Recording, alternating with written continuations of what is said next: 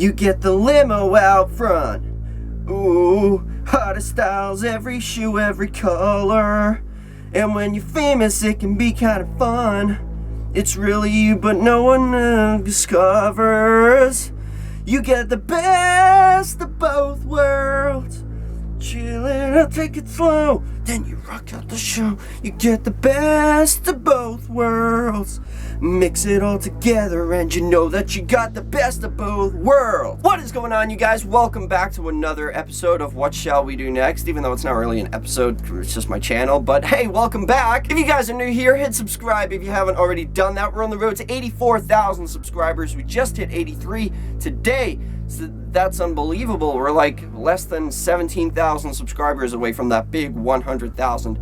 Man! And also, guys, go follow me on all my social media. Links are in the description. I have Facebook, Twitter, Instagram, and even Snapchat, so go follow me on all of those. And as you guys know, I recently started a Facebook account, so you can add me on Facebook, and we can be Facebook friends. So go do that. Link is in the description. And finally, be sure to turn on the notification bell right next to the subscribe button. That way you get notified every time I upload a video. Thank you! But once again, I am coming back at you guys with another creepy video, and today, we are talking about another scary story. You guessed it. And the scary story is called Sonia. So, the story of Sonia, this is a scary story about a young girl from a small village who wants to prove how brave she is by spending the night in a haunted house. Woohoo! But enough of the jibber jabber, let's get right over to the story.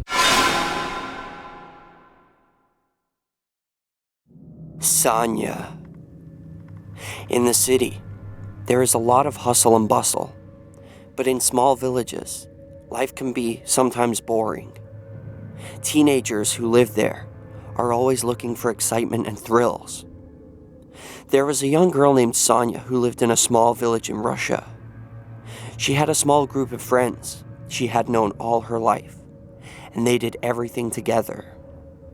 Sonia was the life and soul of the group. She was always suggesting new activities and was never afraid to do anything. There was an abandoned house in the village that was said to be haunted. Nobody had lived there for decades, and the windows and doors were all boarded up. Adults warned children to keep well away from the old place. One day, Sonia and her friends were hanging out near the abandoned house. They were discussing ghost stories and the supernatural, when one of the boys said, "I bet none of you would be brave enough to spend the night in this haunted house." "Everyone knows ghost stories aren't real," Sonia quickly replied. "They're just made up by adults to keep kids in line.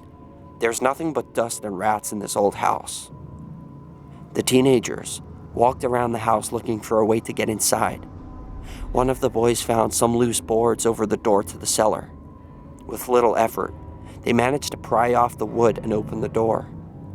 There was a flight of stairs covered with moss that led down into a darkened basement. There was a stench of damp and a cold breeze blowing up from the darkness. "Just like the tomb of the pharaoh in Egypt," said Sonia. "I hope we don't find a mummy down there," said one of the other girls. One by one, they walked down into the cellar. The walls were dripping with moisture, and there was garbage all over the floor. They found another set of stairs that led up into the house. They climbed up to the first floor of the abandoned house. Thin rays of sunlight streamed through the slits between the boarded windows and provided just enough light to see. The rooms were filled with broken furniture, paintbrushes, buckets, and flat coils of old wire. Lying on the table were bundles of old newspapers. "Wow, a newspaper from 1948, exclaimed one of the boys. "Let's go upstairs," said Sonia. They tramped up the creaking and rotting stairs. At the top, there were 6 rooms, all of them with some kind of old furniture and one moldy bed. They opened wardrobes and drawers and looked at the contents. All of a sudden, they heard a sound of footsteps coming from the ground floor. All of them froze and listened.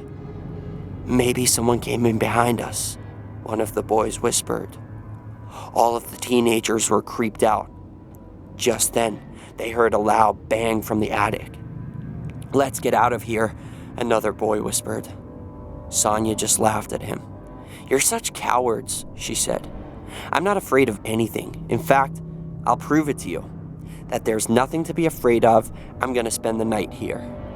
Cautiously looking around, the teenagers quickly made their way down to the basement and up the stairs that led to the cellar door. Suddenly, they heard a crash behind them, as if something heavy had fallen over. It spooked them so much that they ran out into the street. The sun was shining brightly, and they had to squint their eyes because of the sharp transition from darkness to light. When they looked around, everybody noticed that Sonia was missing. "Where is she?" asked one of the boys nervously. "Scaredy cats," cried a voice from the darkened basement. Footsteps came clomping up the stairs, and Sonia appeared from the darkness, squinting her eyes and smiling. In her hands, she was carrying a beautiful brooch with colored stones. "Look what I found," she said proudly. "While you were all running for your lives, I happened to open one of the cabinets, and this was lying inside. Isn't it beautiful?" "Were you really serious when you said you were going to stay the night in this house?" asked one of the girls. "I told you that I'm not afraid of anything," said Sonia. "The rest of you are all superstitious idiots. There's nothing in this house except old rags, dusty furniture, and rats." "Well, then we'll wait for you outside," said one of the boys. Sonia rolled her eyes and turned around to go back inside. "If you need us, just scream, okay?" said another boy. "Don't worry, I won't need you," Sonia replied. "You'll see. I'll meet you back here at exactly 6 a.m. With that, Sonia disappeared back into the darkened basement. Her friends sat down on the bench nearby and waited. The night was warm, and they talked and laughed to pass off the boredom. At around 3 a.m., their conversations were suddenly interrupted by a loud bang. It sounded as if something in the house had fallen over or collapsed. They did not hear Sonia scream, so the teenagers were not sure what to do. None of them wanted to venture back into the abandoned house. "Probably just a rat," said one of the girls, and the conversation flowed on.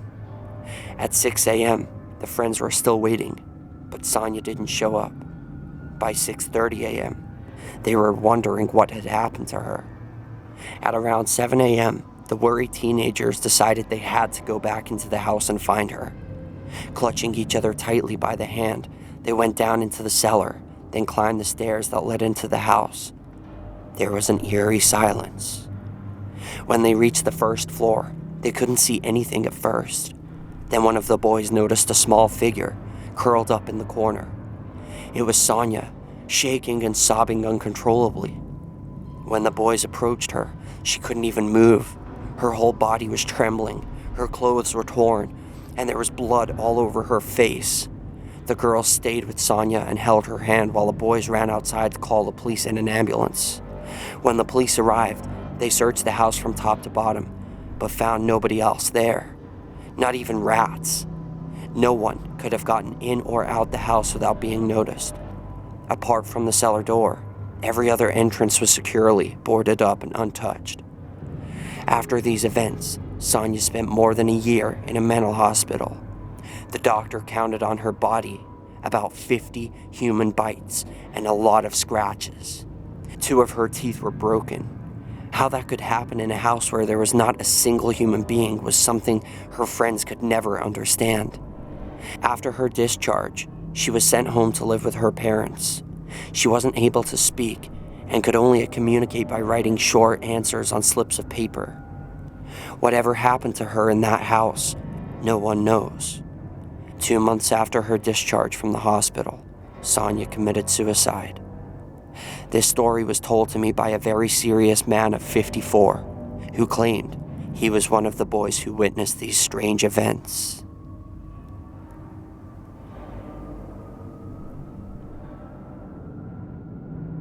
And that is the end of that. So this is a pretty creepy story. I've heard many of stories like this.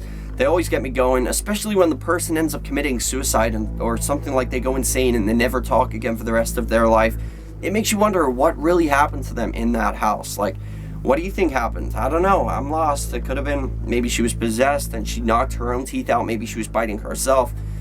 Something must have attacked her, and it was obviously human. Something human. Maybe I don't know. I'm lost. These stories always baffle my brain, and it doesn't take much to do that. But my question to all of you for question of the day is, what do you think happened to her in this house? Let me know in the comment section. That is question of the day. But thank you guys so much for watching. I hope you enjoyed this video. If you did, please slap a like on it. Let's see if we can go for 32 billion likes on this video. I would really appreciate that. And if you guys didn't see my previous video, which was it was a pretty creepy video about a real house. It's a real true story too, and it's about this house in Wisconsin, and apparently it's one of the is the most haunted house in the world. It's pretty interesting stuff. I did a little more research on it after I did the video.